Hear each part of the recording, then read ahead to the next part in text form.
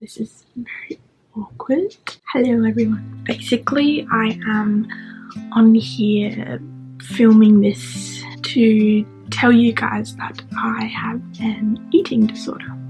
I've had it for 6 to 7 years, only found out this year. It has been diagnosed as atypical anorexia. When you think of eating disorder, or at least when I think of an eating disorder, I think of like anorexia and bulimia, like the two things, but obviously there are a lot of other eating disorders that people can have. For me, it basically means I have anorexia, so everything with wanting to restrict food, not liking the way I look, body dysmorphia, that sort of stuff, but I just don't have the weight, like the really low weight. I did when it all first started, when I was about 15, but that kind of changed, I guess. As much as I wanted to look good and lose weight and stuff, I didn't like the attention that people thought I was sick or not eating. I've always had the thoughts. I would go in and out of being really restrictive and kind of feel like I'm eating normal, so I basically hid it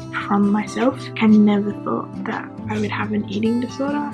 It still feels weird to say. I still have moments where I'm like, you don't actually have it. It's really confusing, which is kind of one of the reasons why I wanted to film, so then it helps me decipher what it is, but also lets people know that eating disorders aren't just anorexia and bulimia, but also mental health in general. Like there's a lot of other mental health stuff that comes with having an eating disorder, which sucks. I wanted to film this now because it's kind of the beginning of me taking physical steps to recover. Sometimes you need to see the actual recovery process and what it's like beforehand. I feel like if I had seen a video of someone recovering or talking about this, then I would have realised earlier that I had a problem rather than finding out 6 years later kind of thing.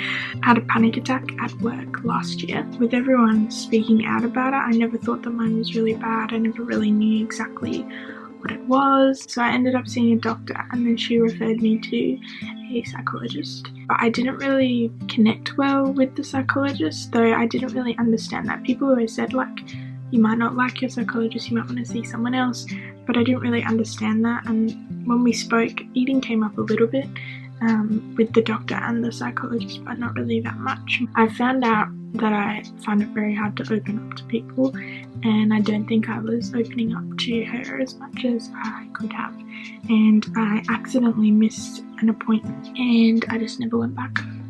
I didn't really feel like anything was happening. I just kind of thought maybe I was just overreacting about everything. But then when the coronavirus happened, the doctors were calling people and doing like a telehealth appointment thing about mental health care review plan. Like mental health care plan review, I think that's how it is.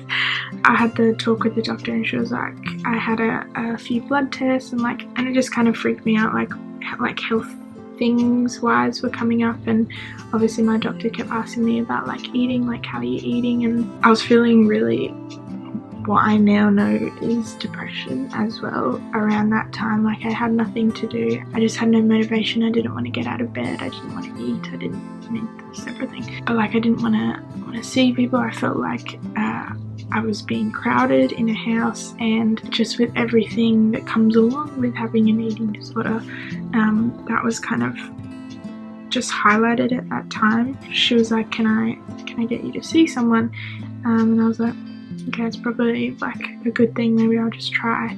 Again, we're talking to someone. She found someone who specialised in eating disorders. She rang me, the psychologist, to book an appointment, and as soon as I heard her on the phone, I was like, you're definitely someone that I feel like I could gain to trust and open up a lot more. Like it was just an instant, you know, you seem really nice, you seem like someone I'd be happy to talk to. With the other psychologist, when I saw her, it was kind of, I just felt awkward the whole time.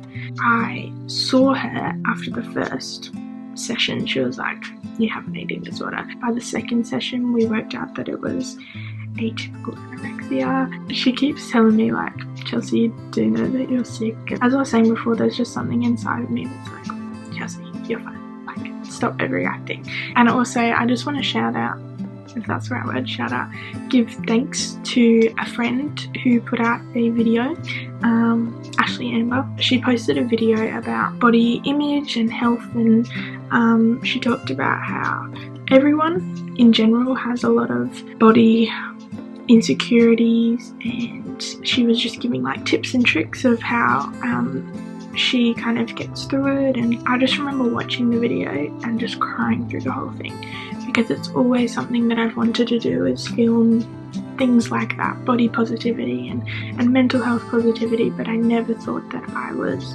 in the right place to film a video like that. Those couple of things, like with the health and the video and stuff, that kind of pushed me to realise that I had a problem.